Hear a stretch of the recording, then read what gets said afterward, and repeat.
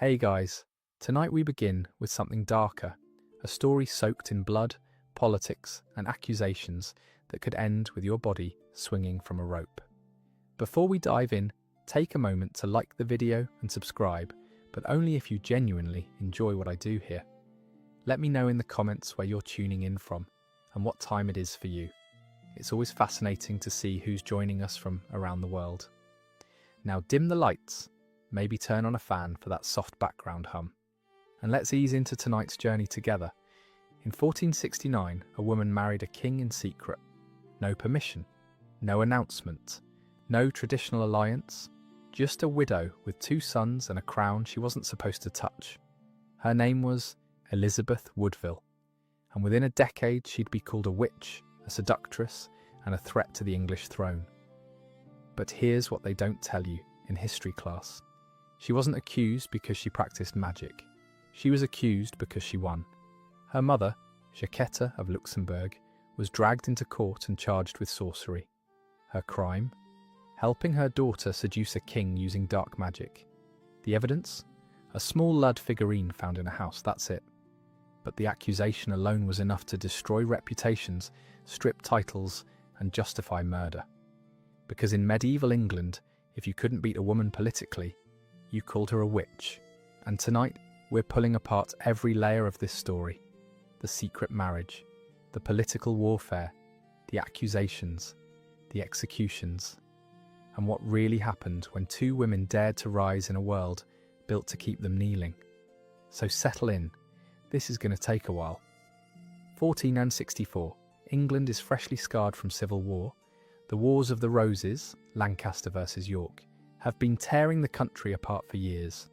Bodies rot in fields, families are divided, trust is a currency no one can afford, and sitting on the throne, barely into his 20s, is Edward IV, tall, handsome, charismatic, a warrior king who'd seized power through battle, not birthright. He's supposed to marry a French princess, a political alliance that would secure his throne and end decades of bloodshed. But Edward has a problem.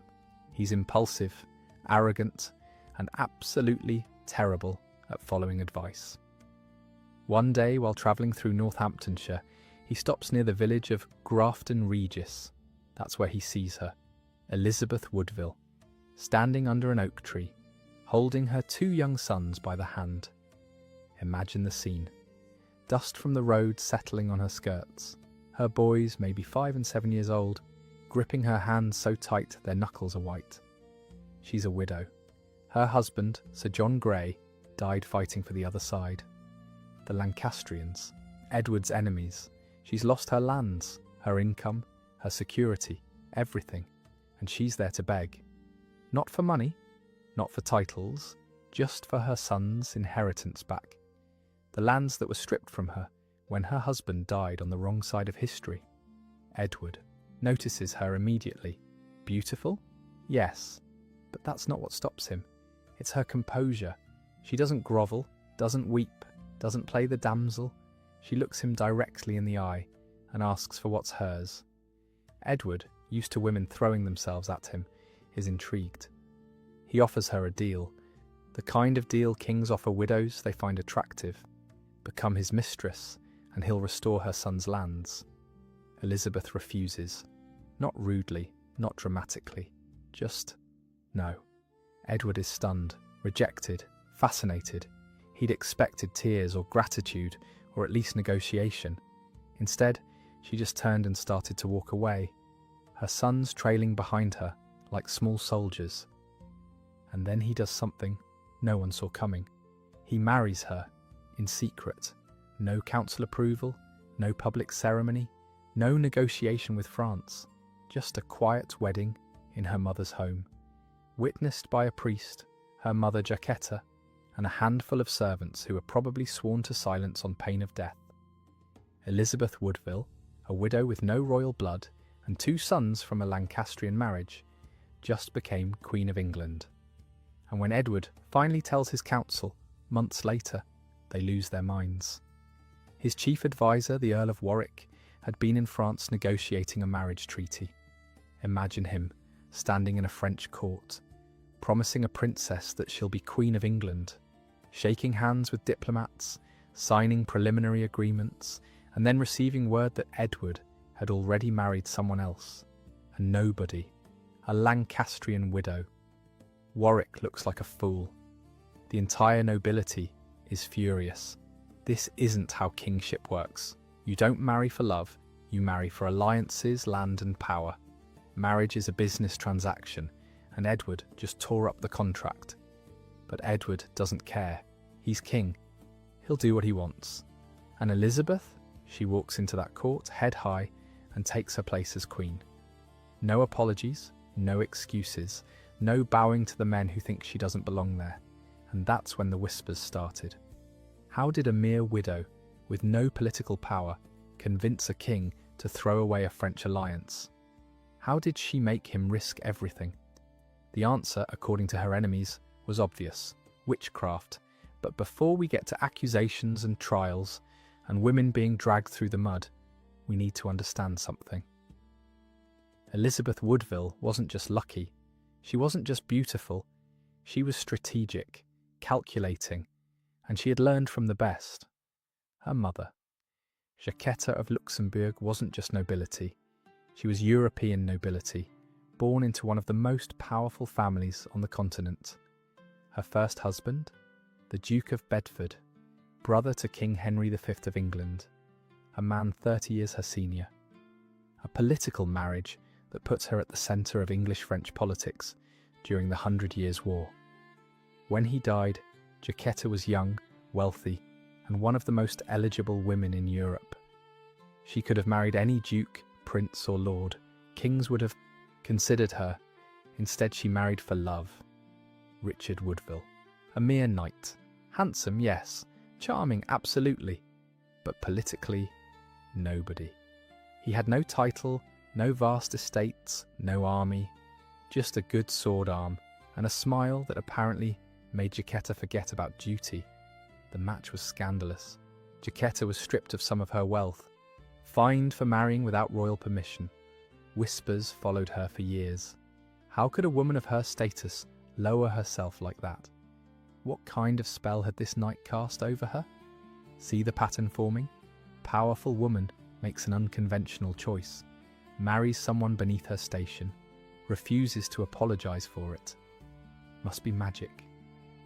But Jacquetta didn't care. She'd chosen her own path, and that choice, that refusal to play by the rules, would follow her forever. More importantly, it taught her daughters something crucial. You don't wait for men to give you power. You take it, and when they question how you got it, you smile and keep moving. Jacquetta wasn't just a mother to Elizabeth. She was a mentor, a strategist, a woman who understood that in a world designed to erase you, survival required more than obedience. It required cunning. She taught her daughters how to read a room, how to listen for the things men weren't saying, how to charm without seeming manipulative, how to negotiate without appearing demanding, how to survive in a court where one wrong word could mean exile or worse, and perhaps most importantly, how to be unbothered by what men thought of you. But Jacquetta had something else going for her, a reputation. Whispers had followed her for decades. Some said she had mystical knowledge, passed down through her noble lineage. Others claimed she'd learned forbidden arts during her time in France, where alchemy and astrology were studied in hushed rooms by people who knew how to keep secrets. And then there was her ancestry. Jacquetta descended from the House of Luxembourg, a family rumoured to have ties to Melusine, a legendary water spirit and witch from medieval folklore. The legend goes like this: Melusine was half woman, half serpent, a creature of beauty and curse. She married a mortal man, but made him promise never to see her on Saturdays. For years he kept that promise. They had children, built a life, but curiosity is a dangerous thing. One Saturday he followed her, and when he peered through the keyhole of her bathing chamber, he saw her true form. A woman's torso, a serpent's tail coiled beneath the water. She looked up, their eyes met, and she vanished, forever cursed, forever between worlds. It was just a myth, A fairy tale, the kind of story bored nobles told each other at feasts. But in medieval Europe, myths became accusations faster than you could blink, and Jacquetta's enemies loved this connection. They whispered that she carried Melusine's blood, that she possessed unnatural powers, that she'd used magic to secure her second marriage, and later, that she used that same magic to bewitch a king into marrying her daughter. For years, Jacquetta ignored the rumours. She had wealth, status, and the protection of the crown. Let them talk. She had more important things to do, like making sure her daughter became the most powerful woman in England. And that's exactly what happened, because Elizabeth Woodville wasn't just queen. She was ambitious, and she had a weapon most queens didn't: a massive family. Her mother, Jacquetta, her father, Richard Woodville, 7 sisters, 5 brothers, a small army of relatives all eager to rise. And the moment Elizabeth became queen, she made sure every single one of them rose with her. This wasn't generosity, this was strategy. Medieval politics was a blood sport. Power didn't flow from titles alone, it flowed from connections, marriages, alliances, control of wealth and land. Elizabeth understood this better than most, better than the men who thought she was just a pretty face who got lucky. So she began marrying off her siblings to the richest, most powerful families in England, one by one, like chess pieces being moved across the board. Her sister Margaret married to the Earl of Arundel, one of the wealthiest men in the kingdom. Her sister Catherine married to the Duke of Buckingham. He was 11, she was 20. The match was strategic, not romantic. No one cared about love. This was about land, about titles, about locking down power before anyone realised what was happening. Her sister Anne, married to the heir of the Duke of Exeter. Her brother John, married to the Dowager Duchess of Norfolk, a woman 3 times his age but loaded with estates. The nobility mocked him for it, called him a gold digger. He didn't care, neither did Elizabeth. It was a calculated takeover. The old nobility, families who'd held power for generations, watched in horror as these Woodvilles, upstarts with no royal lineage, married their way into every corner of influence. They called it the Woodville invasion, and they hated it. But Elizabeth didn't stop there. She placed her relatives in key government positions. Her father became Treasurer of England. Her brother Anthony became one of Edward's most trusted advisors, a scholar and a soldier who could quote Cicero while planning military campaigns. And most importantly, Elizabeth controlled access to the king. If you wanted favour, land, or a pardon, you had to go through her.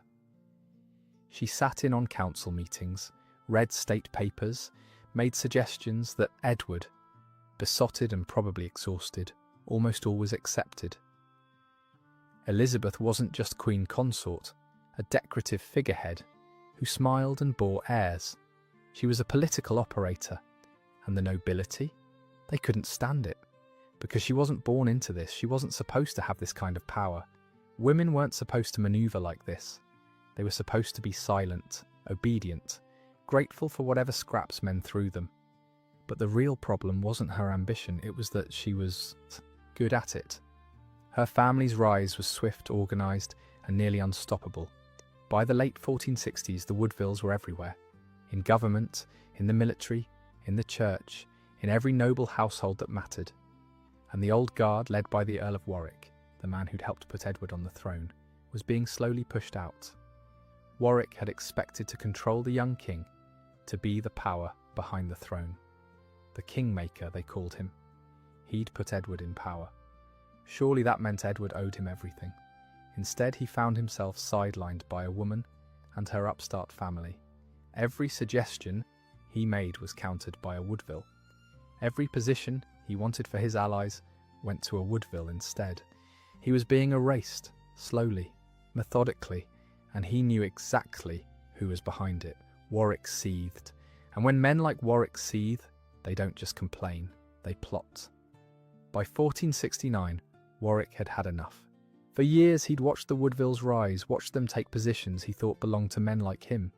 Noble, powerful, loyal, men who'd bled for the crown. And this was how he was repaid, shoved aside by a queen and her grasping family. So Warwick does what any scorned medieval power player does. He rebels, he raises an army, captures King Edward, and tries to force him to break ties with the Woodvilles. It's a bold move, treasonous really, but Warwick knows he can't just say he's angry about politics. That makes him look petty, jealous, weak. He needs a narrative, something that makes the Woodvilles look evil, something that explains why a good, noble king would throw away a French alliance and risk civil war for a widow. Enter Thomas Wake, a follower of Warwick's, a man with a grudge and a perfectly timed accusation. Wake claims that Jacquetta of Luxembourg, Elizabeth's mother, practiced witchcraft. His evidence? A lead figurine. That's it. A small lead figure, crudely made, found in the home of a man who may or may not have known Jacquetta. Wake claims this figurine was made by Jacquetta herself, using dark magic to bind King Edward's will. He says she used it to force Edward to marry Elizabeth against his nature, that she twisted his mind, corrupted his judgment, made him betray his kingdom for lust. The accusation is absurd. But in 1469, absurd doesn't matter. Witchcraft accusations don't require proof. They require belief. And plenty of people wanted to believe. Because if Elizabeth wasn't queen by right or charm, if she was queen because of sorcery, then her marriage could be undone. Her children could be declared illegitimate. Her family could be destroyed. Jacquetta is summoned to court. Imagine being her, a woman in her 60s, a duchess, a mother, a grandmother. You've survived war, scandal, exile, and now you're being dragged into a courtroom and accused of something that carries the death penalty. Burning, hanging, public execution. Your body left to rot as a warning to other women who thought they could rise. Above their station, the lead figurine is presented, held up like damning evidence. The court watches, waits. This is entertainment as much as justice. A powerful woman brought low. Finally, and here's where the story gets interesting. Because Jacquetta doesn't beg, doesn't cry, doesn't plead innocence in a shaking voice. She walks into that courtroom and systematically demolishes the accusation. She points out that the figurine wasn't found in her possession, that no witness saw her make it, that the entire accusation rests on the word of one man, a man loyal to Warwick, a man who stands to gain if she's convicted. She demands to know why, if she had such powerful magic, she'd waste it on something as trivial as a marriage when she could have bewitched the entire kingdom. Why stop at one king? Why not control them all? It's brilliant, calm, logical, unbothered, the kind of defence that makes accusers look stupid. And it works. The court clears her. Officially, she's innocent. The figurine is dismissed as meaningless. The accusations are dropped, but the damage is done.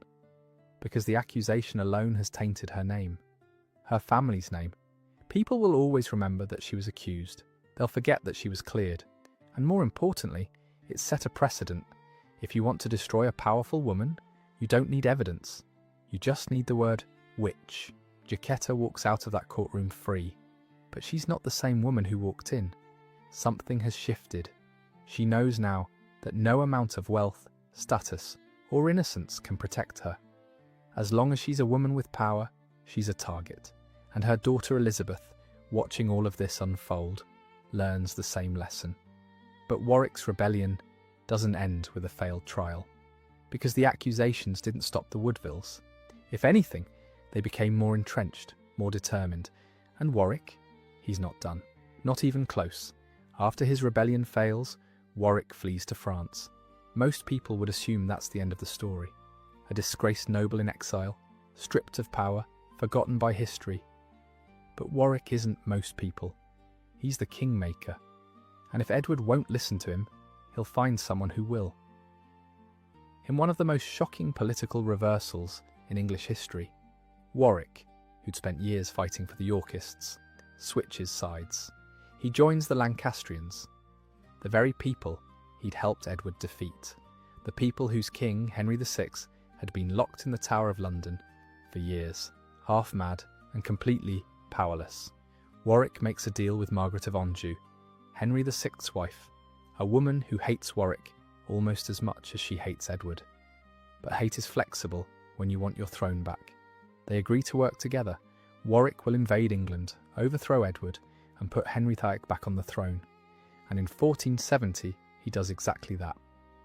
Warwick lands in England with an army. Edward, caught off guard, tries to rally his forces, but it's too late. The support isn't there. The nobility, tired of war and wary of the Woodvilles, doesn't rush to Edward's defence. Some even join Warwick. Edward is forced to flee. He runs. The King of England, the man who'd won his throne through battle, is now scrambling for his life. He escapes to Burgundy, across the Channel, with a handful of loyal followers. And Elizabeth, she runs too. Imagine being her. One moment, you're queen, the most powerful woman in England. Your children are secure.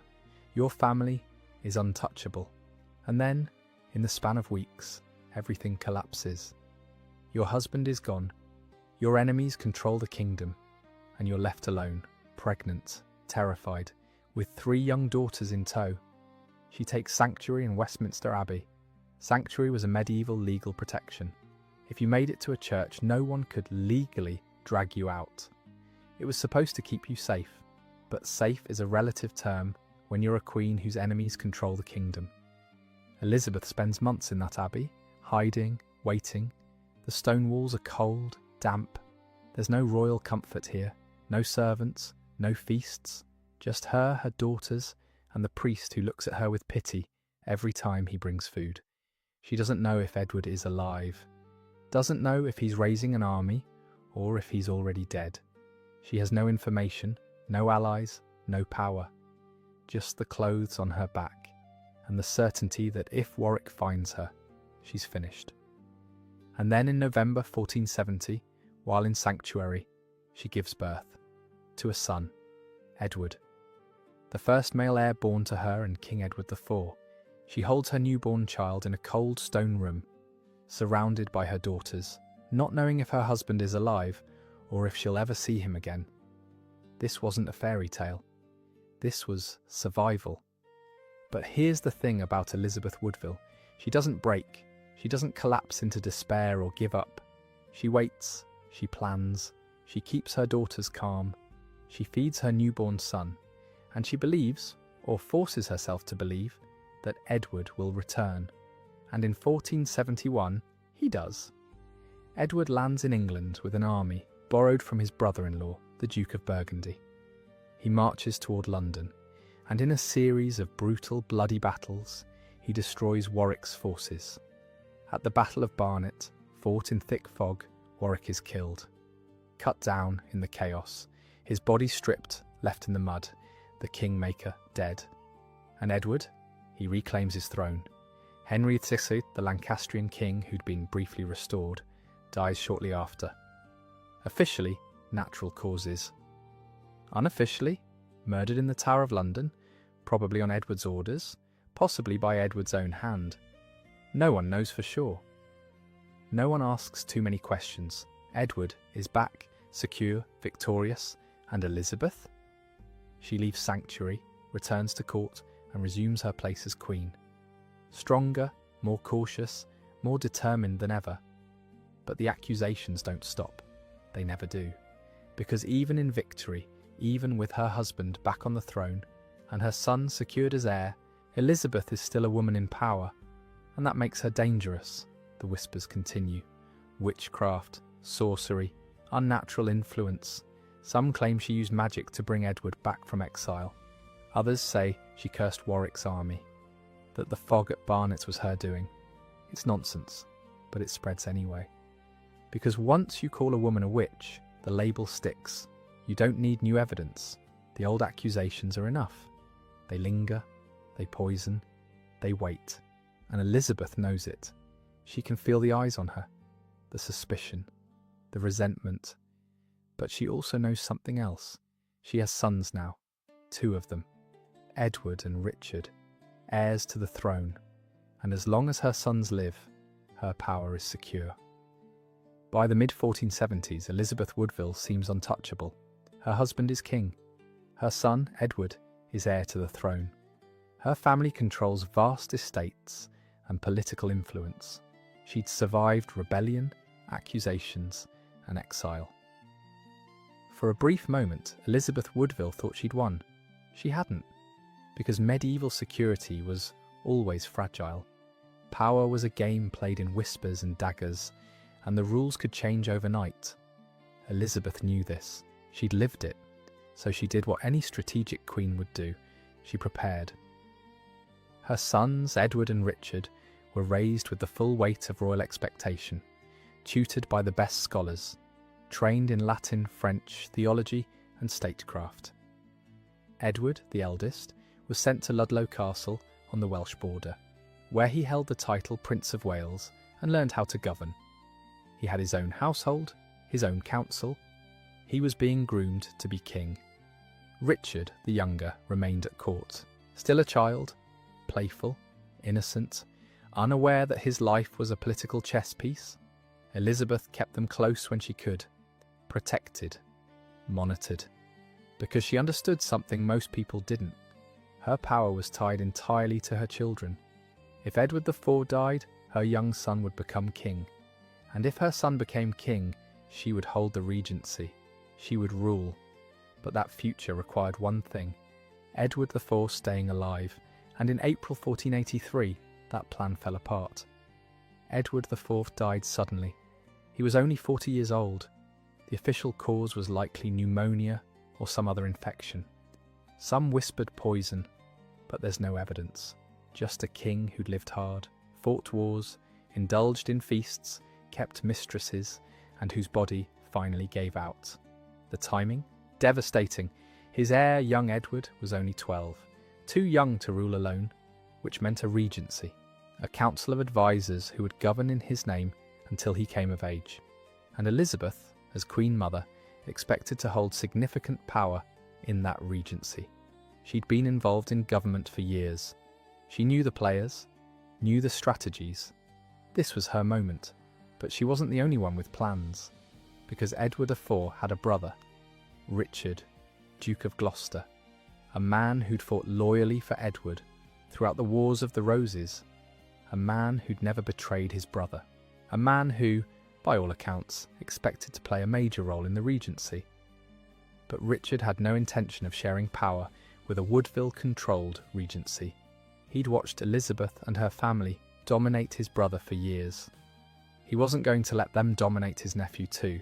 He moved fast. Young Edward was travelling from Ludlow to London for his coronation when Richard intercepted him, rode out with armed men, greeted his nephew with smiles and assurances, and then arrested the men travelling with him. Elizabeth's brother, Anthony Woodville, her son from her first marriage, Richard Grey, both taken into custody, charged with treason, stripped of their weapons, dragged away in chains. Richard claimed they were plotting against him, planning to cut him out of the regency. He had no proof. He didn't need proof. He had soldiers.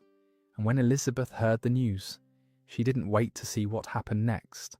She grabbed her remaining children, including her second son Richard, and fled. Back to Westminster Abbey. Back to sanctuary. Again. Imagine being her. You've done this before, hidden in a church while your enemies controlled the kingdom. You thought you'd never have to do it again. You thought you'd won. And now you're back, older, more tired, holding your daughter's hands while your young son asks why you're running. This time, the stakes were even higher, because Richard of Gloucester wasn't just securing the regency, he was preparing to take the throne. And to do that, he needed to destroy Elizabeth's marriage. Legally, publicly, completely. June 1483. Richard, Duke of Gloucester, stands before Parliament. He makes an announcement that will rewrite history. Edward IV's marriage to Elizabeth Woodville, he claims, was invalid. Not politically inconvenient, not controversial, illegitimate. Why? Because, Richard claims, Edward had been pre-contracted to another woman before he married Elizabeth, a noblewoman named Lady Eleanor Butler.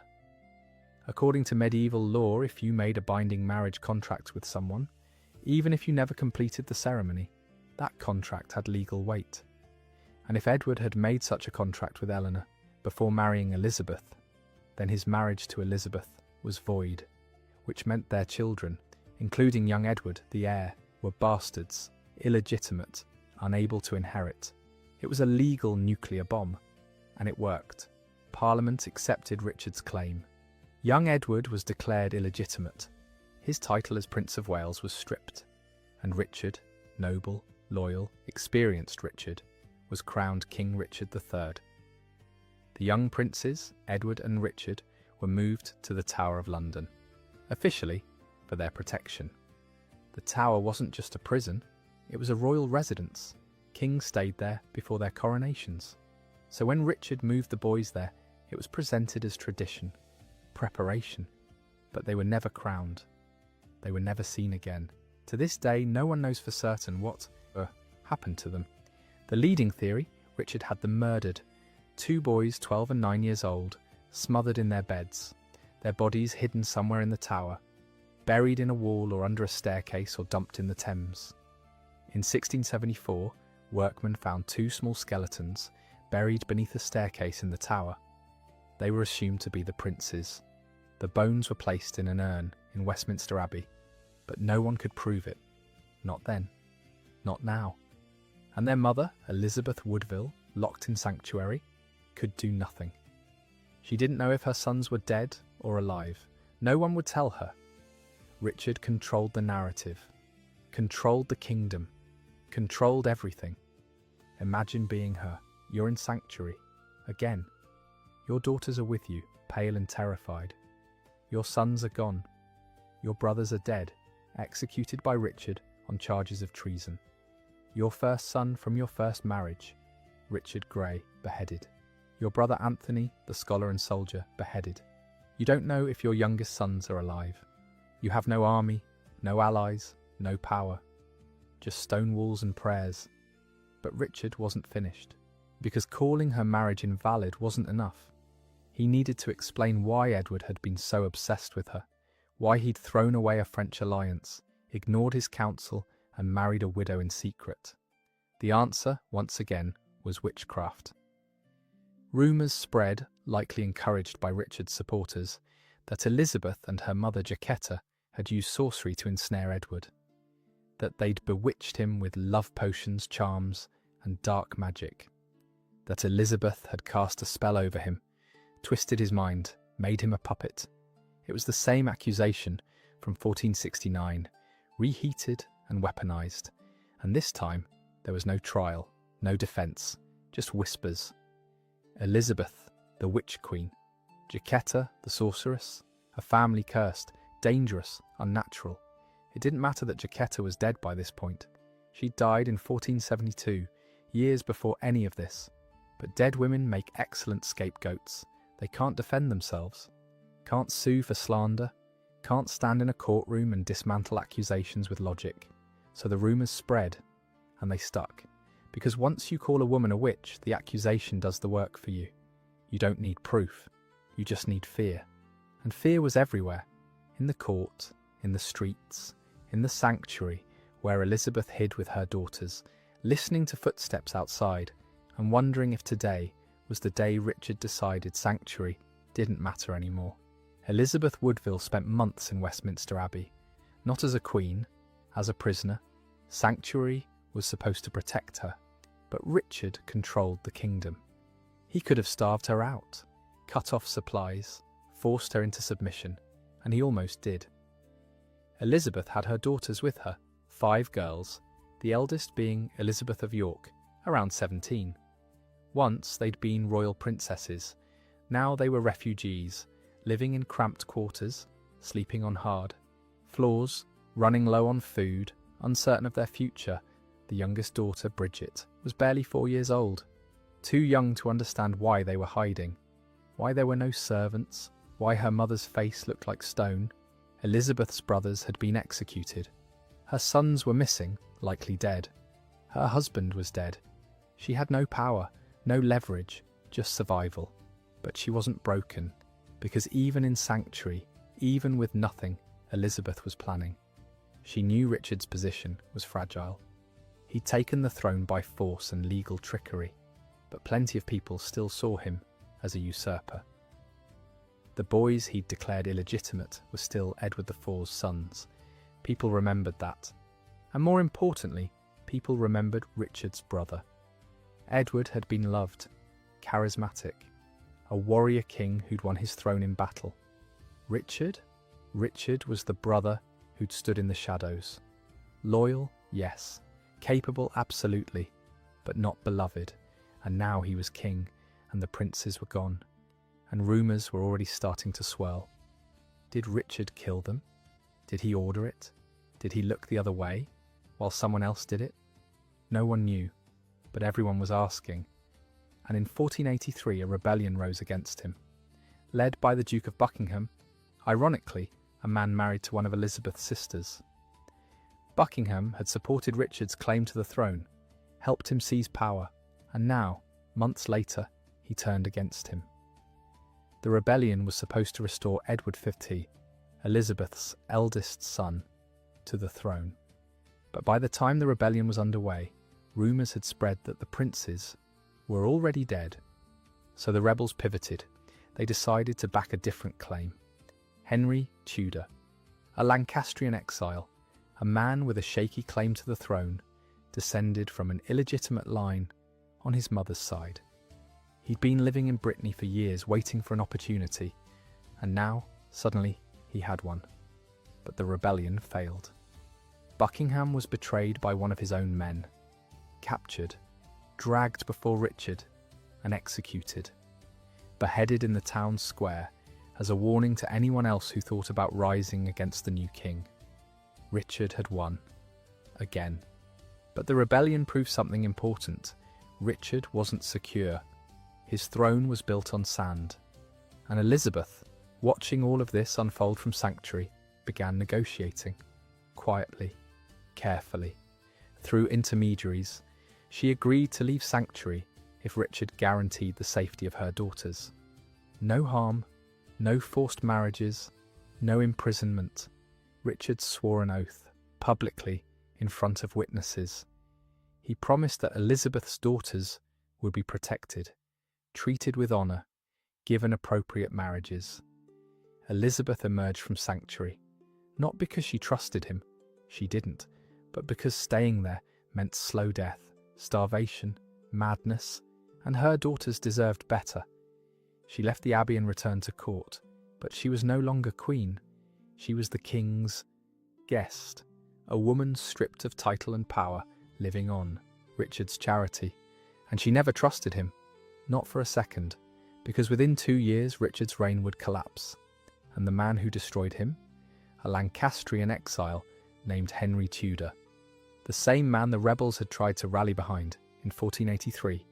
And Henry had something Richard didn't, a promise, a deal that would change everything. Before invading England, Henry made a promise. If he won, he would marry Elizabeth of York, Elizabeth Woodville's eldest daughter, the Yorkist princess, the girl who should have been queen if her father's marriage had been recognised, if her brothers hadn't disappeared. This was brilliant strategy. Henry represented the Lancastrian claim. Elizabeth of York represented the Yorkist bloodline.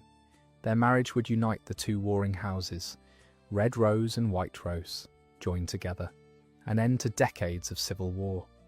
It was the kind of political move that could rally support from both sides. Yorkists who hated Richard but couldn't stomach a Lancastrian king alone. Lancastrians who wanted their line restored but knew they needed Yorkist legitimacy. And it worked.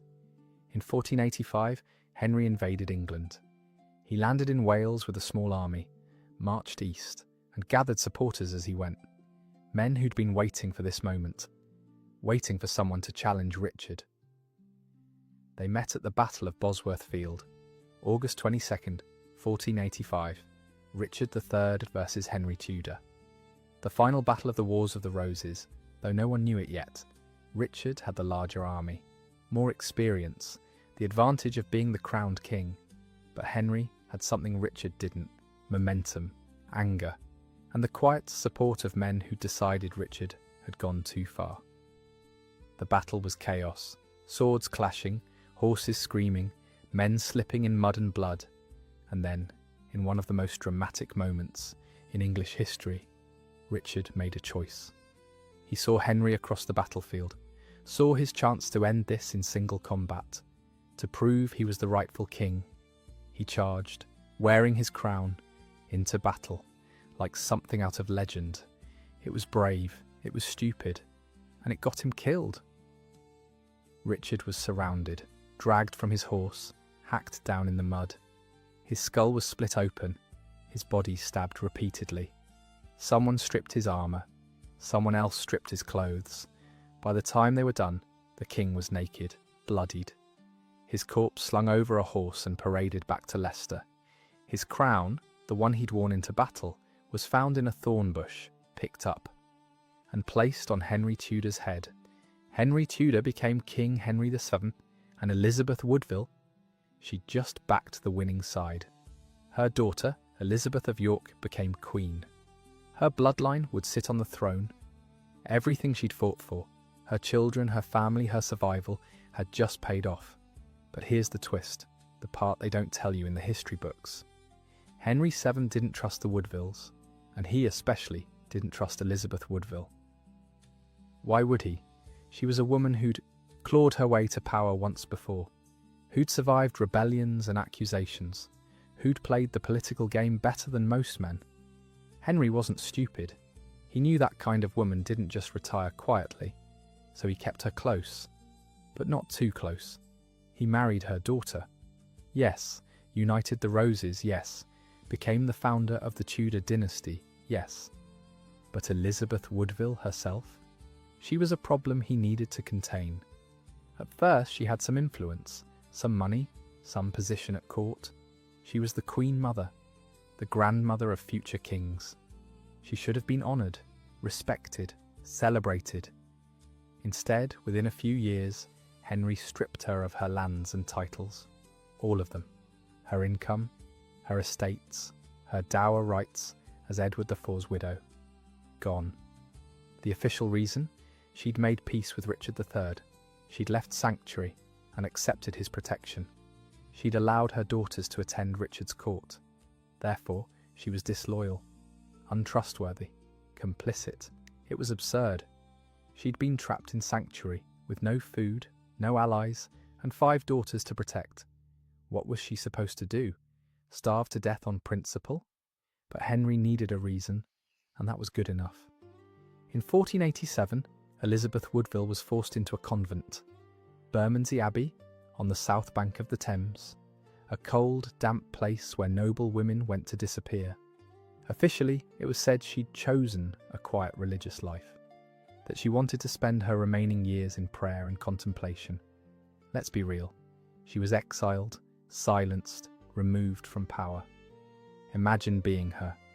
You've survived war, accusations, exile, the disappearance of your sons, and you've finally seen your daughter become queen. Your bloodline secured, your family vindicated, and your reward? A convent cell, a rough wool habit, endless prayers, and the knowledge that, even in victory, even with your daughter on the throne, you're still too dangerous to be allowed near power. Elizabeth lived in that convent for 5 years. She wasn't allowed visitors without permission, wasn't allowed to leave, wasn't allowed to participate in court life, or see her grandchildren, or advise her daughter. She died there on June 8th, 1492. She was around 55 years old. Not old by our standards, but ancient by medieval ones, especially for a woman who'd lived the life she had. There was no grand funeral, no state ceremony, no elaborate tomb in Westminster Abbey next to Edward IV, her husband. She was buried quietly at Windsor. A small service, a simple grave, nothing that screamed Queen of England, and for centuries that's where her story ended. Elizabeth Woodville, the witch queen, the schemer, the woman who'd bewitched a king and caused chaos. Footnote in history, cautionary tale, but here's what they don't tell you. Here's what matters. She won. Not the way she wanted, not with glory or recognition or the power she deserved, but her bloodline? That endured. Her daughter, Elizabeth of York, became queen. Her grandson, Henry VIII, became one of the most famous kings in English history. Her great-granddaughter, Elizabeth V, became the greatest queen England ever had. Every British monarch since 1485 carries Woodville blood, every single one. Elizabeth Woodville's blood flows through the veins of the current royal family. So yeah, they called her a witch, they tried to erase her, they stripped her of everything, but in the end, she won. Not through magic, through sheer, stubborn refusal to disappear. But we're not done yet, because the story of the Woodville Witches isn't just about Elizabeth, it's about what those accusations meant, what they reveal about medieval England, and about how power, gender and fear intersected in ways that still echo today.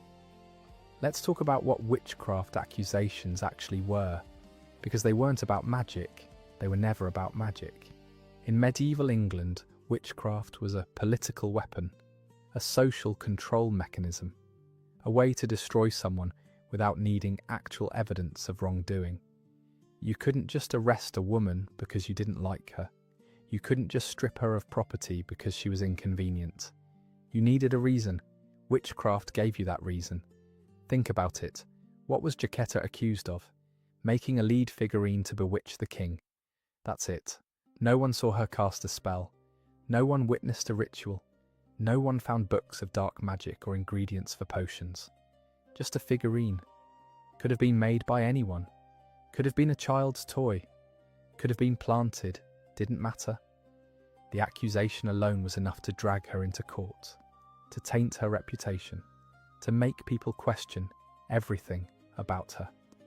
And here's the thing about witchcraft accusations in medieval England. They followed a pattern. Look at the women who were accused. Almost universally, they were women who'd stepped outside their prescribed roles, women who had power, women who had opinions, women who refused to be silent, widows who controlled their own property, suspected, women who practiced herbal medicine, suspicious, women who were too beautiful, too charming, too persuasive. Obviously using unnatural means. It wasn't about whether they actually practiced magic. It was about whether they made men uncomfortable, whether they threatened the social order, whether they had something men wanted to take away. Eleanor Cobham, Duchess of Gloucester, accused of witchcraft in 1441. Her crime? Allegedly using sorcery to make her husband powerful and to harm King Henry VI. The real reason? Her husband was a potential threat to the throne, and accusing his wife was a way to destroy him politically. Joan of Navarre, stepmother to King Henry V, accused of witchcraft in 1419. Her crime? Allegedly trying to kill the king through sorcery. The real reason? Henry needed money, and confiscating her property solved that problem nicely. She spent 4 years imprisoned before being quietly released with no explanation. Anne Boleyn, accused of a witchcraft alongside adultery and treason in 1536. Her crime? Having 6 fingers on one hand, supposedly a mark of the devil, and bewitching King Henry VIII into marrying her. The real reason? She couldn't give Henry a male heir, and he wanted to marry someone else. See the pattern? Powerful woman, inconvenient woman, woman in the way. Call her a witch. Problem solved. The accusations against Elizabeth and Jacquetta Woodville fit this pattern perfectly. They weren't accused because anyone actually believed they'd cast spells. They were accused because they were in the way, because they'd risen too high, because they refused to be invisible. And the beauty of witchcraft accusations, if you're the accuser, is that they're almost impossible to disprove. How do you prove you didn't use magic? How do you prove a figurine isn't magical? How do you prove you didn't whisper incantations in private? You can't. Not really. You can argue logic like Jacquetta did. You can point out the absurdity, but you can't prove a negative. And even if you're cleared, the stain remains. People remember the accusation. They forget the acquittal. Jacquetta was cleared of all charges in 1469. officially innocent. But for the rest of her life, whispers followed her. And after her death, those whispers followed her daughter and her granddaughters. The Woodville curse, the witch blood. It was never about magic, it was about control, about putting women back in their place, about reminding them that no matter how high they rose, they could be brought down with a single word. Witch. And here's what's truly horrifying. It worked. For centuries, women learned to be quiet, to be invisible, to never rise too high or attract too much attention, because they'd seen what happened to women who did. The Woodville women were just the most high-profile examples, but across England, across Europe, countless women faced similar accusations for far less.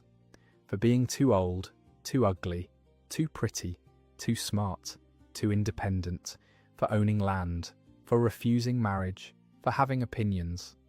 The witch hunts that would explode in the 16th and 17th centuries, the burnings, the drownings, the torture, those were just the logical conclusion of what started here.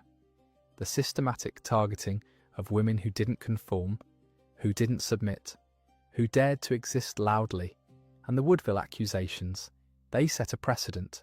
They showed that even queens weren't safe. Even royal women could be destroyed with the right accusation. But let's talk about what happened to Elizabeth's daughters, because their story is part of this too, and it's darker than you might think. Elizabeth of York, the eldest, became queen when she married Henry VII, but her power was limited, carefully contained. Henry made sure she had no independent authority. She was a symbol, a unifying figure, the white rose to his red rose. But she wasn't allowed to govern, wasn't allowed to make decisions, wasn't given the kind of influence her mother had wielded. She gave birth to 8 children. 4 survived infancy: Arthur, Henry, Margaret, and Mary. She spent most of her adult life pregnant or recovering from pregnancy, and in 1503 she died after giving birth to a daughter who died shortly after. Elizabeth of York was 37 years old. There's no evidence she was unhappy, no evidence she chafed at her limited role, but there's also no evidence she was given a choice. She was queen, but she was a controlled queen, a safe queen, nothing like her mother. Cecily, the second daughter, was married off to a minor nobleman. She died young, so did Anne, the third daughter. Catherine, the fourth daughter, married well but died before 40. Bridget, the youngest, the one who'd been 4 years old in sanctuary, was sent to a convent. She became a nun, lived quietly, died quietly. None of them wielded power the way their mother had. None of them rose the way their mother had. Maybe they didn't want to. Maybe they'd learned from watching their mother's life that power came at too high a cost. Or maybe they weren't given the chance, because the lesson of the Woodville Witches had been learned by the men in power. Don't let women get too influential. Don't let them build networks. Don't let them control access to the king. Keep them contained. Keep them decorative. Keep them powerless. And if they start to rise anyway, call them a witch. But here's the thing about the Woodville story that haunts me. It's not just medieval history, it's a pattern that repeats. Think about how we talk about powerful women today. We don't call them witches anymore. We call them other things: ambitious, shrill, pushy, aggressive. We say they slept their way to the top. We say they're manipulative, cold, unnatural.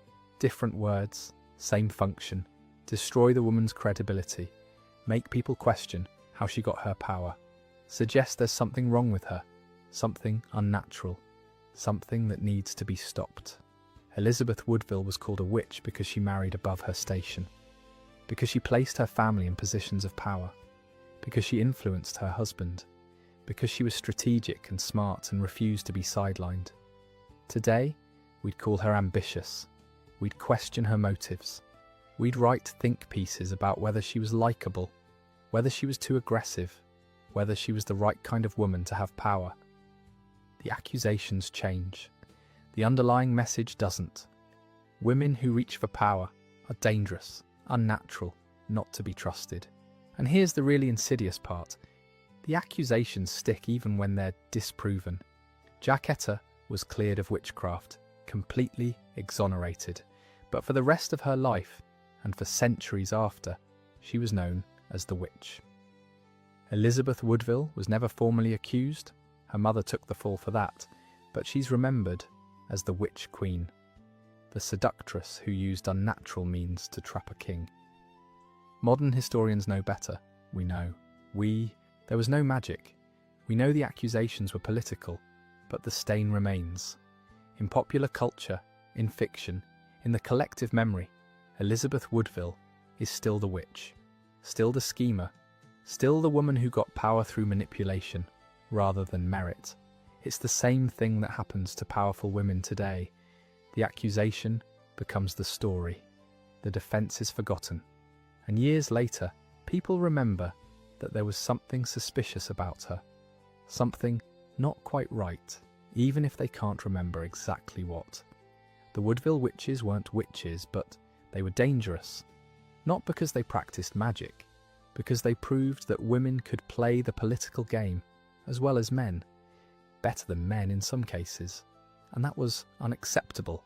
So they had to be destroyed, legally if possible, socially if necessary, through accusation, innuendo, and the careful rewriting of their stories to make them villains instead of survivors. But here's what I want you to understand. The real story of the Woodville Witches isn't about magic or accusations or medieval politics. It's about resilience. It's about women who refused to disappear even when everything was designed to erase them. Jacquetta was accused of witchcraft. She stood in court and dismantled every argument. She walked out free. She didn't apologize. She didn't retreat. She went right back to supporting her daughter. Elizabeth was stripped of everything. Her husband dead, her sons missing, her power gone. And she still negotiated, still planned, still made sure her surviving children had a future.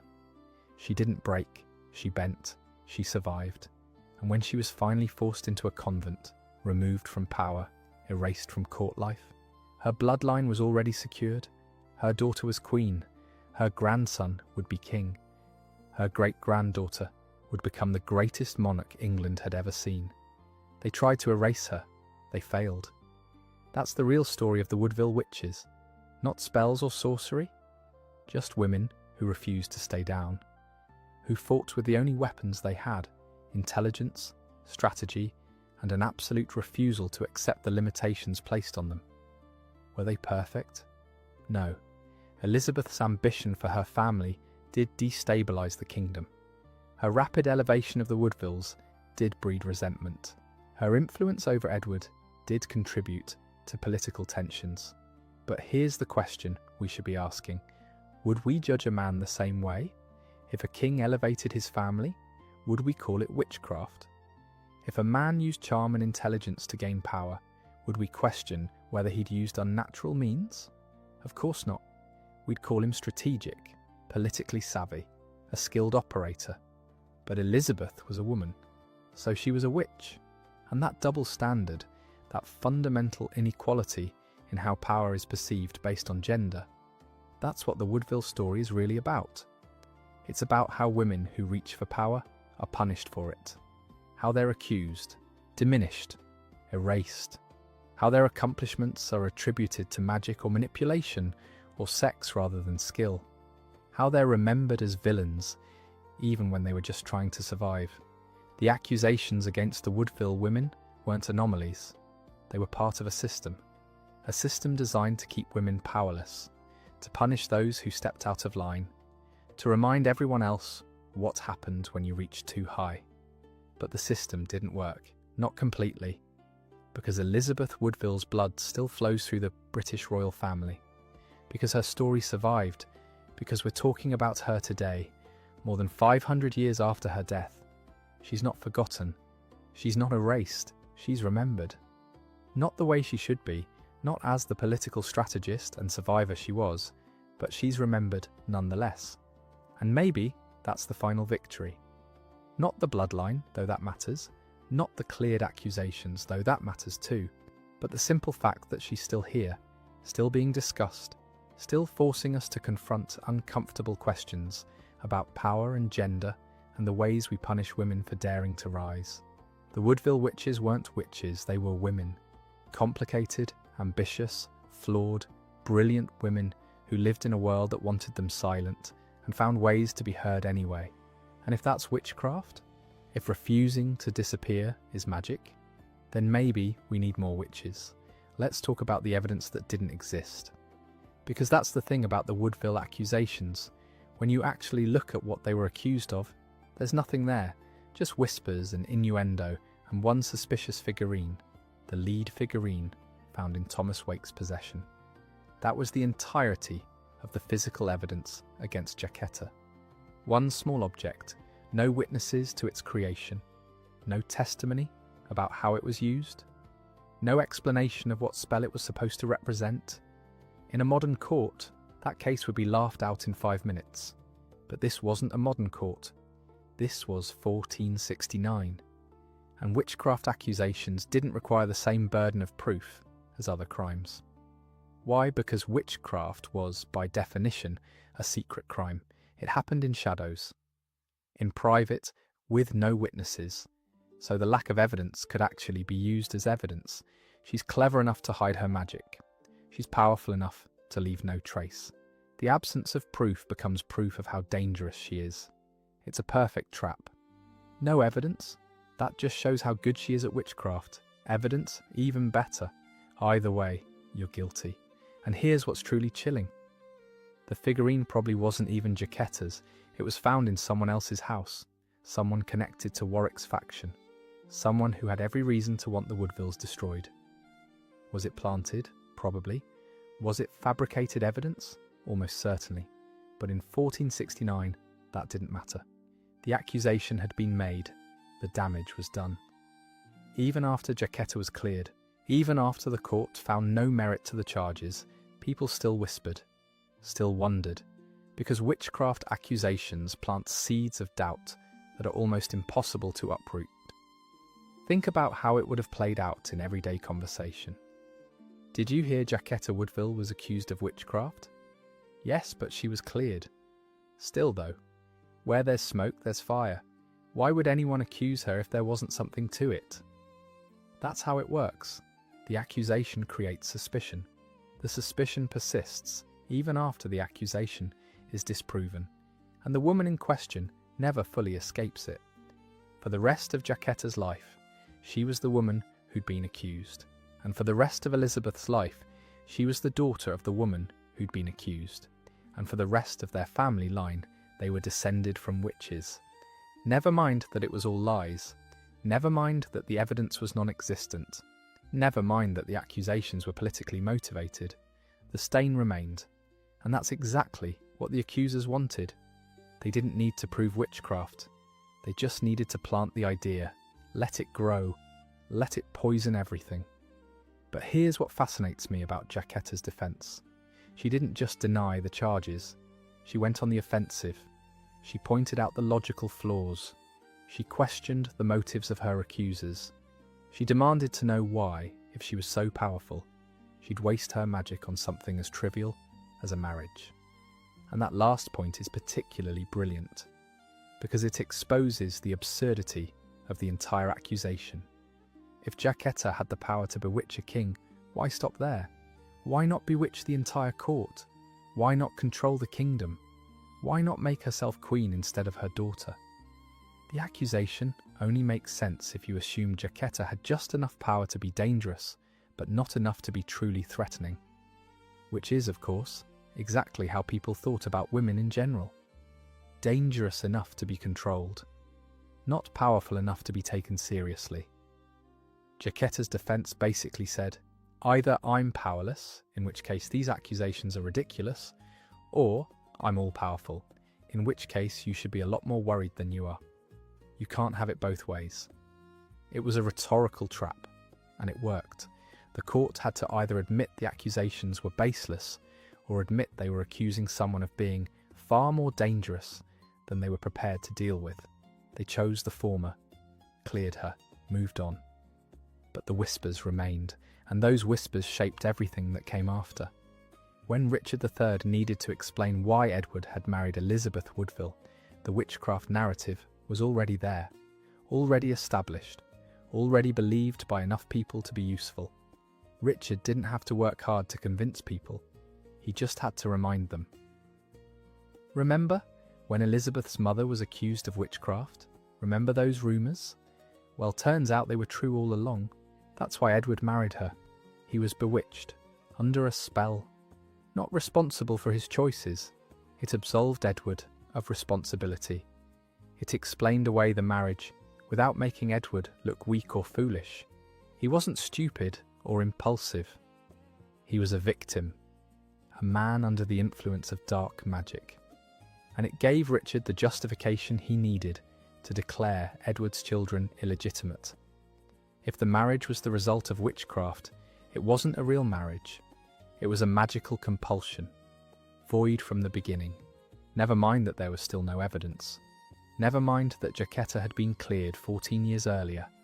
Never mind that the entire thing was obviously political manipulation. It didn't matter. The story was already there. The narrative was already established. Richard just had to activate it. And that's the power of witchcraft accusations. They linger. They wait. They can be revived whenever they're useful. You can clear a woman's name, but you can't clear her reputation. Not really. Not forever. The accusations against the Woodville women worked because they tapped into existing anxieties about women and power. Medieval people believed in magic, believed in supernatural forces, believed that the world was full of hidden dangers, and they believed that women, in particular, had access to those hidden powers. Because women were already mysterious, already associated with the body, with blood, with birth and death, already considered closer to nature and therefore closer to the supernatural. Men used reason, women used intuition. Men were rational, women were emotional. Men were civilized, women were primal. This was the logic of medieval gender roles, and it made women both fascinating and terrifying. A woman who was too successful, too charming, too influential, she must be using something other than normal human capabilities. She must have access to power that men didn't, and that power must be unnatural, wrong, evil, so Elizabeth Woodville's beauty became suspicious. Her charm became manipulation. Her intelligence became cunning. Her success became evidence of witchcraft. Because how else could a mere widow rise so high? It couldn't be skill, couldn't be strategy, couldn't be simply being in the right place at the right time, with the right combination of intelligence and determination. It had to be magic. Because the alternative, that a woman could outmaneuver men using the same tools men used, was unthinkable. That's what makes the Woodville accusations so revealing. They show us exactly what medieval society feared most. Not witchcraft, not magic, not supernatural powers. They feared competent women. Women who understood power and knew how to wield it. Women who refused to be limited by their gender. Women who won.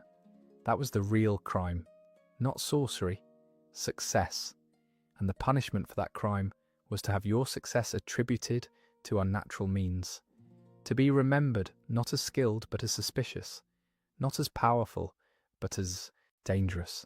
Not as a political operator but as a witch. The Woodville women understood this. They had to. It was the water they swam in, the air they breathed, the constant background radiation of their lives. One wrong move, one moment of being too successful, too visible, too powerful, and the accusations would come. They came for Jacquetta in 1469. They came for Elizabeth in 1483. And they would have kept coming for as long as any Woodville woman dared to rise. Unless those women learned to hide, to minimize themselves, to pretend to be less than they were. That's what Elizabeth's daughters did. That's what most women did. Because the alternative was too dangerous. But Elizabeth and Jacquetta didn't hide. Not really. They were careful, yes. Strategic, absolutely. But they didn't make themselves small. They didn't pretend to be powerless, they played the game. And for a while, they won. And that's why they were accused, not because they practiced witchcraft, because they refused to lose. Let me tell you what happened to the accusers, because that's part of the story too. The men who accused the Woodville women of witchcraft. What became of them? Thomas Wake, the man who accused Jacquetta, disappeared from history. There's no record of what happened to him after the trial. No mention of rewards or punishments. He served his purpose, creating chaos, undermining the Woodvilles, and then he vanished. Probably went back to whatever minor estate he came from. Lived quietly, died quietly, forgotten. The Earl of Warwick, the man behind the accusation, died at the Battle of Barnet in 1471. Cut down in the fog, his body displayed in London to prove he was really dead. The Kingmaker, they'd called him. The man who'd made and unmade kings. Dead in the mud at 42. And Richard III, the man who revived the witchcraft narrative to steal a throne. Dead at Bosworth Field. His naked body slung over a horse. His crown found in a thorn bush. His corpse buried in an unmarked grave and lost for 500 years until they found his skeleton under a parking lot in Leicester. The men who accused the Woodville women of witchcraft all died violently, all died young, all died with their reputations in tatters. Meanwhile, Elizabeth Woodville's blood flows through every British monarch since 1485. Her daughter became queen, her grandson became king, her great-granddaughter became the most celebrated monarch in English history. The Woodville line didn't just survive, it triumphed. So who really had the power? The men who made accusations, or the women who survived them? I'm not saying there's justice in this. Elizabeth died in a convent, stripped of her titles. Jacquetta died before seeing her grandchildren secure. The princes disappeared and were probably murdered. The Woodville brothers were executed. The cost was enormous. But the story didn't end the way the accusers wanted. They wanted to destroy the Woodvilles completely, erase them from history, make them a cautionary tale about what happens when women reach too high. Instead, the Woodvilles became the ancestors of kings, and their accusers became footnotes, villains in someone else's story, men who died badly and are remembered, if at all, for their failures. There's something poetic about that, something fitting. The men who tried to destroy powerful women through accusations of witchcraft are now remembered primarily for those accusations. Their names are associated with injustice, with political manipulation, with the abuse of power, while the women they accused are remembered as survivors, as strategists, as women who refused to be destroyed even when everything was stacked against them. It's not the ending anyone planned, but it's the ending we got, and maybe that's its own kind of magic, not spells or sorcery, just the stubborn refusal of women to be erased, the determination to survive, to endure, to make sure their children had futures, even if they themselves didn't. That's the real power the Woodville women had. Not supernatural abilities, just the very human ability to keep going when everything said they should give up, to find ways forward when every path seemed blocked, to turn survival into victory, even if that victory came generations later. They called it witchcraft because they couldn't understand how a woman could be that resilient, that strategic, that determined. It had to be magic, had to be unnatural, because natural women didn't do that. Natural women knew their place, but the Woodville women weren't interested in their place. They were interested in power, in survival, in making sure their families thrived, and they did whatever it took to make that happen. Was it ruthless? Sometimes. Was it manipulative? Probably. Was it exactly what powerful men did every day without being accused of witchcraft? Absolutely. That's the real lesson of the Woodville Witches. Not that they were victims, not that they were villains, but that they were players. They played the same game powerful men played. They used the same strategies, the same tactics, the same ruthless calculation, and for that they were called witches. Because women weren't supposed to play the game. They weren't supposed to be good at it. And they definitely weren't supposed to win, but Elizabeth Woodville did win, in the end. Despite everything, despite the accusations and the exile and the losses, she won. Her bloodline continued, her daughter became queen, her legacy endured, and the men who called her a witch, they're dust, forgotten, irrelevant, except as examples of exactly the kind of political manipulation the Woodville women themselves were accused of. There's a certain irony in that. The accusers and the accused using the same tactics, the same strategies, the same ruthless pursuit of power. But only the women were called unnatural. Only the women were accused of witchcraft. Only the women had to defend themselves against charges that required no evidence and could never be fully disproven. That's the real sorcery here, not love potions or lead figurines, but the magic trick of making people believe that women's power was fundamentally different from men's power. Darker, more dangerous, more corrupt. That trick worked for centuries. In some ways, it still works today. We still treat powerful women differently than powerful men. We still question their methods, their motives, their right to power. We don't call them witches anymore. But we find other words, other accusations, other ways to suggest that their success is somehow suspicious, unearned, unnatural. The Woodville Witches weren't the first women to face this, and they definitely weren't the last. But their story is important because it's so well documented, because we can see, clearly and explicitly, exactly how witchcraft accusations were used as political weapons, how they were deployed strategically to destroy women who'd risen too high, how they worked even when everyone involved knew they were false.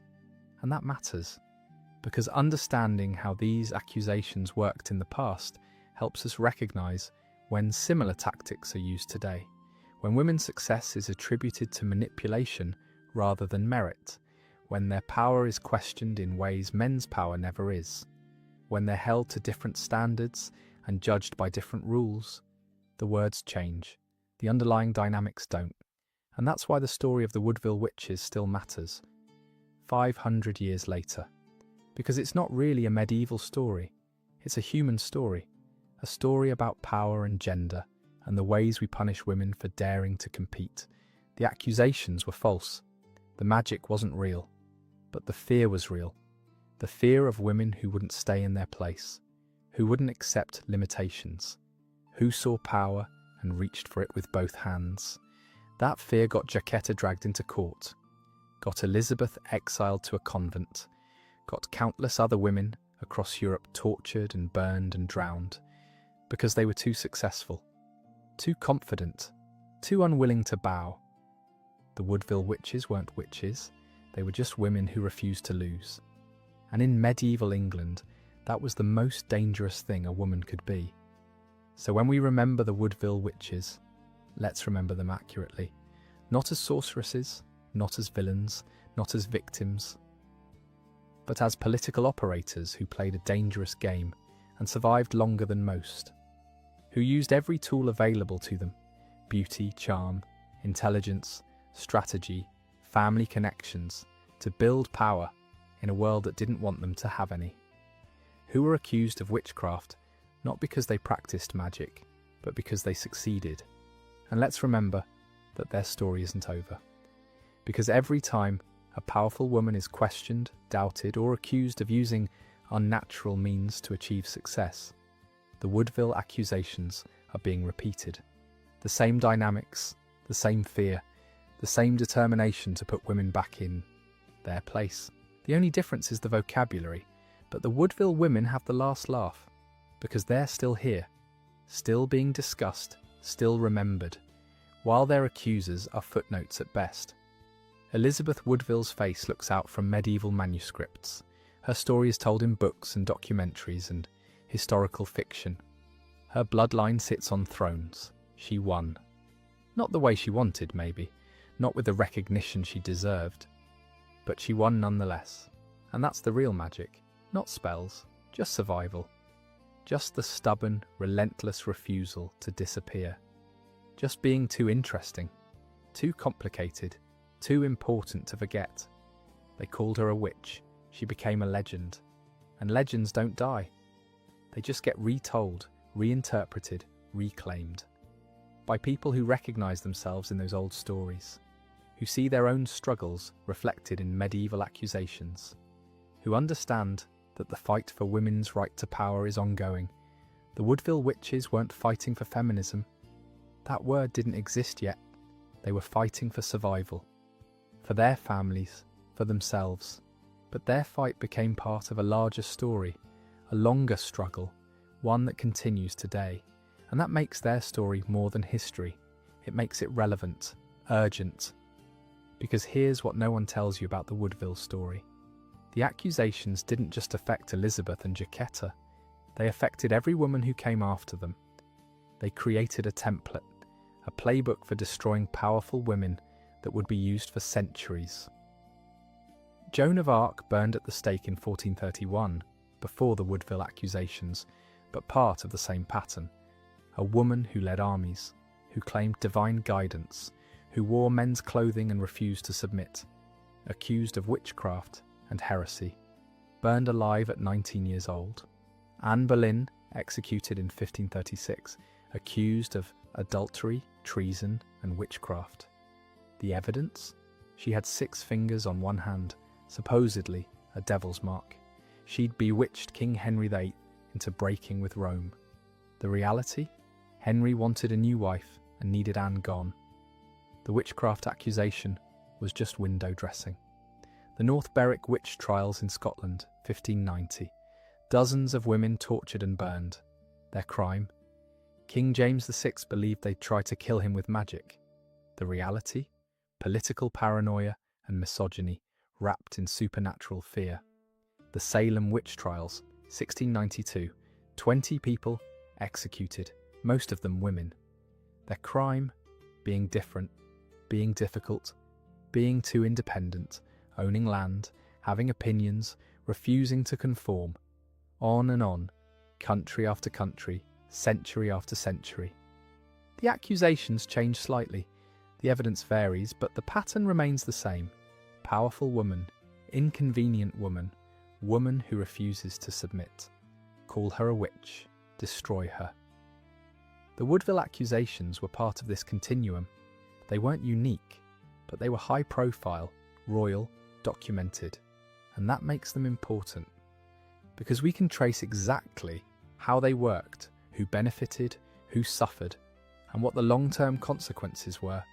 And the long-term consequences were enormous, because the Woodville accusations helped normalize the idea that powerful women were inherently suspicious, that their success needed to be explained through supernatural means, that they were dangerous simply by existing in positions of influence. This normalization had ripple effects. It made people more willing to believe the next accusation, and the next, and the next. It created a cultural expectation that powerful women would eventually be revealed as witches, seductresses, or manipulators, that their power was illegitimate, temporary, built on deception, and that expectation shaped how women behaved, how they presented themselves, how they navigated power.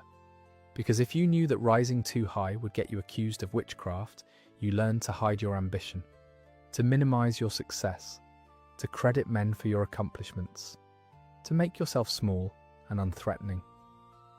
The Woodville women didn't do that, and they paid for it. But their daughters learned. Their granddaughters learned. Women across Europe learned. Be careful. Be quiet. Don't rise too high. Don't attract too much attention. Don't give them a reason to call you a witch. That's the real damage of witchcraft accusations. Not just the individual women destroyed, but the countless women who never tried, who played it safe, who hid their intelligence and ambition and power because they'd seen what happened to women who didn't. How many female political strategists never emerged because they'd heard the Woodville story? How many women with diplomatic skills stayed silent because they didn't want to be accused of manipulation? How many brilliant women made themselves invisible because visibility was too dangerous? We'll never know, because their stories don't exist. They erased themselves before anyone else could do it for them. That's the true victory of witchcraft accusations. Not the women they destroyed, but the women they prevented from ever rising in the first place. And that makes the Woodville women even more important. Because they didn't hide. They didn't make themselves small.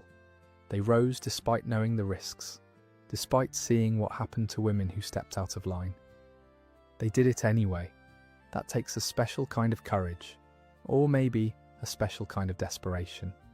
When you're a widow with 2 sons and no income, when your options are poverty or power, maybe the risk calculation changes. Maybe you decide that being accused of witchcraft is better than watching your children starve. Maybe you reach for power because the alternative is worse. Elizabeth Woodville probably didn't think of herself as brave. She probably thought of herself as practical, strategic, doing what needed to be done. But from our vantage point, 500 years later, it looks like courage. It looks like resistance. It looks like a woman refusing to accept the limitations placed on her, even when those limitations were enforced by accusations that could get her killed. And Jacquetta, standing in that courtroom at 60-something years old, systematically dismantling the accusations against her. That wasn't just self-defense, that was defiance. That was a woman saying, I know what you're trying to do. I know why you're doing it, and I'm not going to make it easy for you. She could have begged, could have played the helpless old woman, could have thrown herself on the court's mercy and hoped for leniency. Instead, she went on the offensive, pointed out the logical flaws, questioned her accuser's motives, demanded they prove their case, and she won.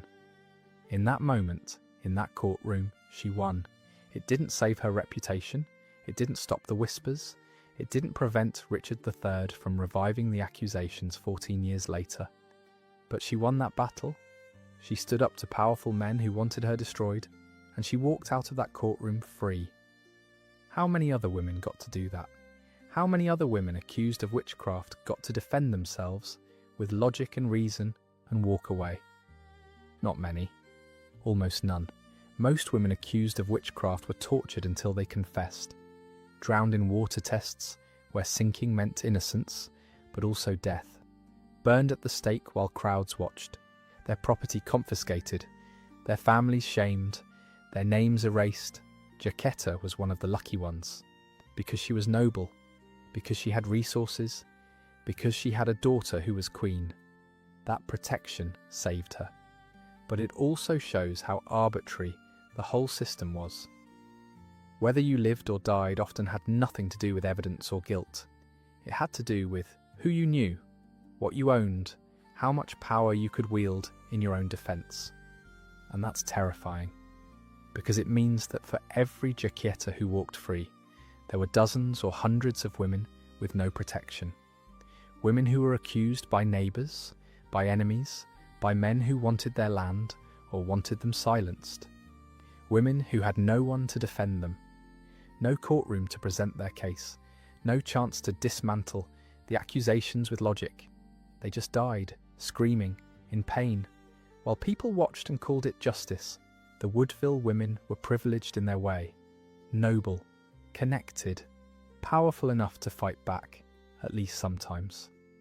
But that privilege didn't make them safe. It just made their destruction more complicated, more political, more public. And in some ways that makes their story more valuable, because we can see the mechanics, we can trace how the accusations were deployed, who made them, why, what they hoped to achieve. And we can see that it worked, even against women with every advantage. If it could happen to a queen, it could happen to anyone. That was the message. That was the warning. No woman was safe. No amount of power or status or innocence could protect you if someone decided you needed to be brought down. And that created a culture of fear, a culture where women policed themselves, where they watched every word, every action, every ambition, because any of it could be used against them, where being too successful, too smart, too beautiful, too confident could get you killed. That's what the Woodville accusations contributed to, not just their own suffering, but the suffering of countless other women who learned from their example, who saw what happened to queens who rose too high, and who decided the only way to survive was to never rise at all. But here's the thing, it didn't work, Not completely, not forever.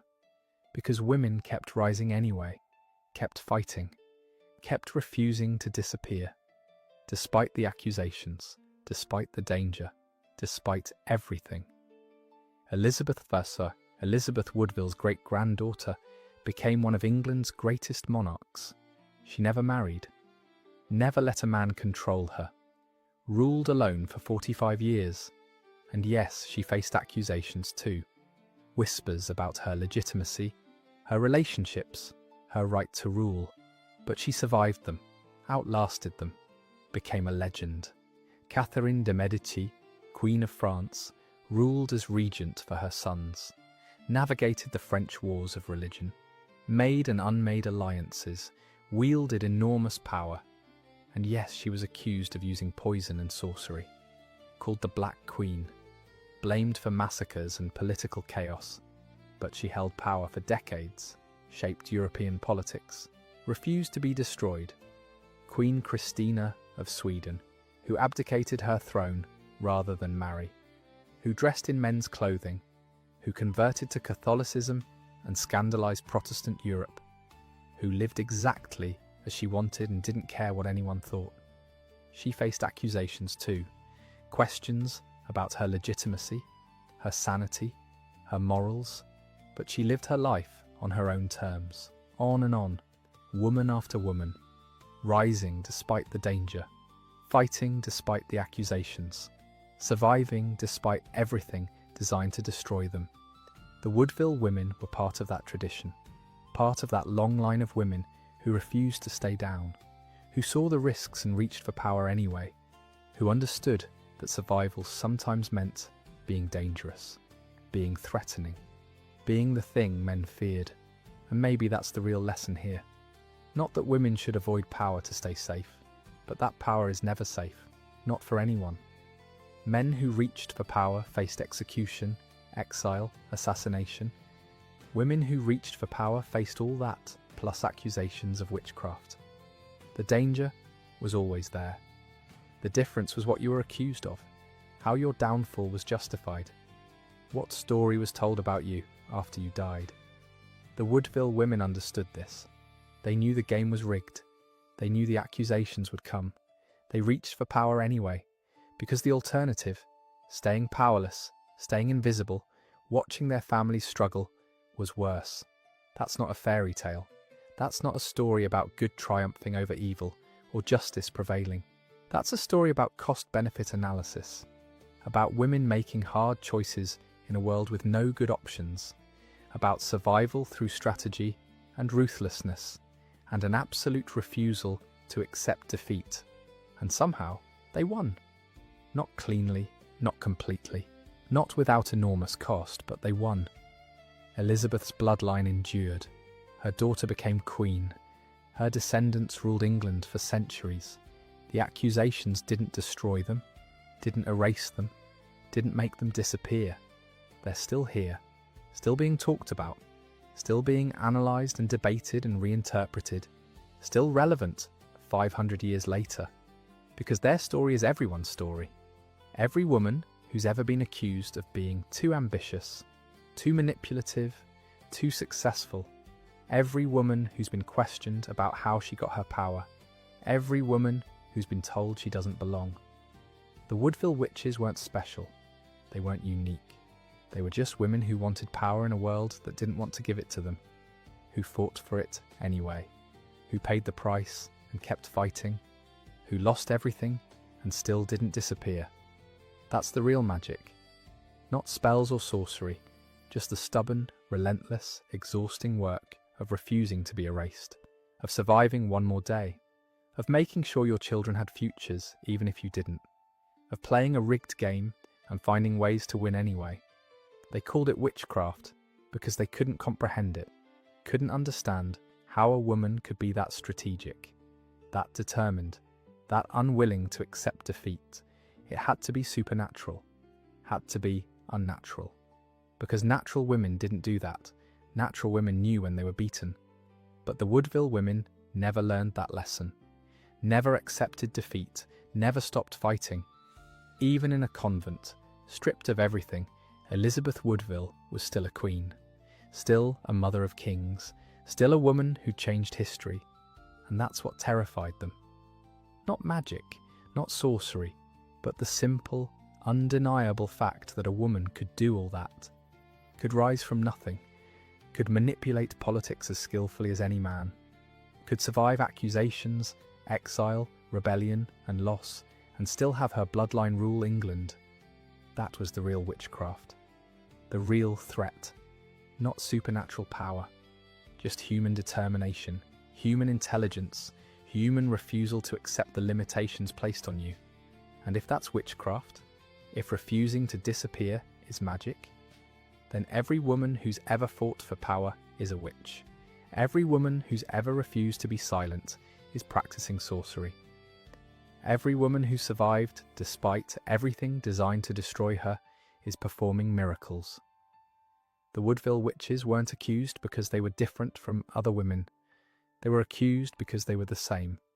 They wanted the same things women have always wanted: safety, security, power, the ability to protect their families, the right to make their own choices. The only difference was that they refused to pretend they didn't want those things, refused to hide their ambition, refused to make themselves small and unthreatening. They reached for power openly, unapologetically, and for that they were called witches. But they were just women, complicated, flawed, brilliant, ruthless women trying to survive in a world that wanted them dead. And somehow, against all odds, they did more than survive. They thrived, they shaped history, they became legends. Not because they practiced magic, but because they refused to disappear, and that, in the end, is more powerful than any spell. So tonight, when you think about the Woodville Witches, don't think about magic, don't think about sorcery, or love potions, or lead figurines. Think about two women who played a dangerous game and refused to lose, who faced accusations designed to destroy them and walked out of courtrooms free, who lost everything and still made sure their legacy endured. Think about Jaquetta standing in court at 60-something, calmly dismantling accusations of witchcraft with logic and wit. Think about Elizabeth, hiding in sanctuary with her newborn son, not knowing if her husband was alive, and somehow finding the strength to keep going, to keep planning, to keep fighting. Think about the countless women across Europe who faced similar accusations, who weren't as lucky, who didn't have the protection of titles or royal connections, who died screaming while crowds watched, whose stories we'll never know because they were erased completely. And then think about the women today, the women who are still accused of using unnatural means to achieve success, who are still questioned about how they got their power, who are still treated with suspicion simply for being competent and ambitious. The words have changed. We don't call them witches anymore. But the underlying dynamics, those haven't changed nearly as much as we'd like to think. The Woodville Witches weren't witches. They were survivors, strategists, mothers and daughters, and women who refused to accept that power was only for men. And for that refusal, they were accused, exiled, and nearly erased from history. But they weren't erased. They're still here. Their story is still being told. 500 years later, we're still talking about them, still trying to understand them, still recognizing ourselves in their struggles. That's the victory. Not the bloodline, though that matters. Not the cleared accusations, though that matters too. But the simple fact that they couldn't be erased, couldn't be silenced, couldn't be made to disappear, no matter how hard their enemies tried. The Woodville Witches haunt us still, not as ghosts, not as spirits, but as reminders. Reminders that women have always fought for power, have always faced accusations for doing so, have always found ways to survive despite everything. Reminders that the fight isn't over, that the accusations keep coming, just wearing different words, that every generation of women has to fight the same battles, face the same suspicions, prove the same basic right to exist in positions of power. And reminders that women keep winning anyway, keep surviving, keep refusing to disappear. generation after generation, century after century, despite the accusations, despite the danger, despite everything. That's the real legacy of the Woodville Witches. Not that they were accused, but that they survived. And in surviving, they showed every woman who came after them that it's possible, that you can face the worst accusations, the greatest dangers, the most powerful enemies, and still refuse to disappear. Still make your mark on history, still win. So tonight, as you drift off to sleep, think about Elizabeth Woodville. Not as a witch, not as a seductress, not as a villain or a victim, but as a woman, a complicated, ambitious, brilliant, flawed woman who saw power and reached for it with both hands, who paid an enormous price for that reach, and who, despite everything, won. Her blood flows through the British royal family. Her story is still told. Her refusal to disappear still echoes through history. She survived. And in surviving, she proved something important. Something that terrified medieval men and still makes powerful men uncomfortable today. Women can't be erased, no matter how hard you try, no matter what you call them. No matter what accusations you make, they survive, they endure, they refuse to disappear. That's not witchcraft, that's just humanity. But to men who wanted women powerless and silent, it looked like magic, like something supernatural and threatening, like something that needed to be stopped. They couldn't stop it, couldn't destroy it, couldn't make it disappear. All they could do was call it witchcraft and hope that would be enough. It wasn't. It never was. And it never will be. The Woodville Witches won. Not the way they wanted, not without terrible cost, but they won. And their victory is our victory. Every woman who refuses to be silent. Every woman who reaches for power. Every woman who survives despite everything designed to destroy her. We're all inheritors of the Woodville legacy. All beneficiaries of their refusal to disappear, all living proof that women can't be erased, not by accusations, not by exile, not by death. We survive, we endure, we refuse to disappear. And if that's witchcraft, then we're all witches, every single one of us who dares to exist loudly, to want power, to refuse to stay in our place. We're all practicing the same magic the Woodville women practiced, the magic of survival, of resistance, of stubborn, relentless refusal to be destroyed.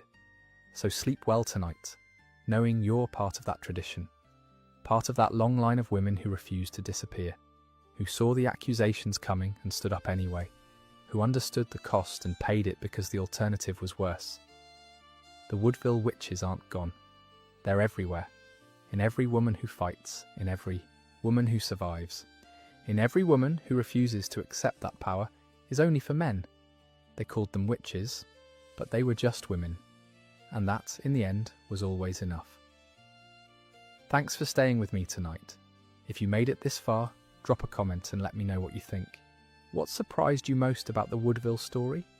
Had you heard of them before? Let's talk about it. And if you want more stories like this, stories about women who refused to disappear, who fought against impossible odds, who were called witches simply for being powerful, subscribe, because we're just getting started. There are so many more stories like this, so many women accused, so many women erased, so many women who survived anyway. And we're going to tell every single one of them. Sleep well, or don't. Sometimes the truth is too good to sleep through. Sometimes you need to sit with it, let it sink in. Let it change how you see history, how you see power, how you see the women around you who are still fighting the same battles. The Woodville Witches weren't special.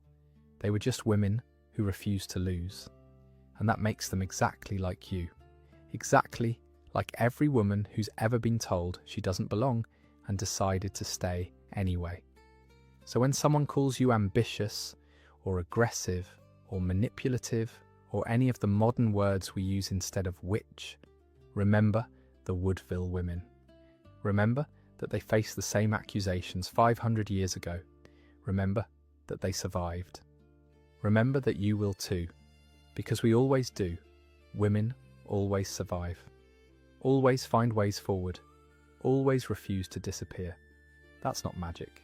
That's just who we are. And no accusation, no matter what it's called, can change that. Good night. Sweet dreams. And remember, being called a witch just means you're doing something right.